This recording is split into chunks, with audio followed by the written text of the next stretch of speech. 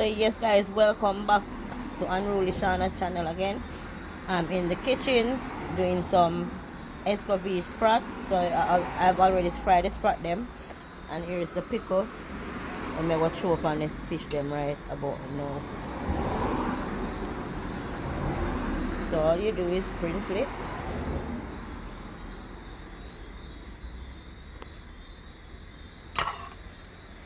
Yeah.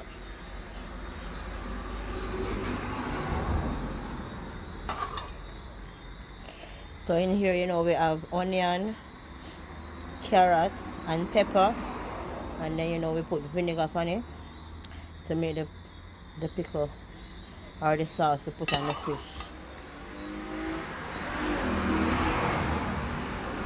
So this is the finished product of my Escovitch fish, the Jamaican way, isn't it? Yeah.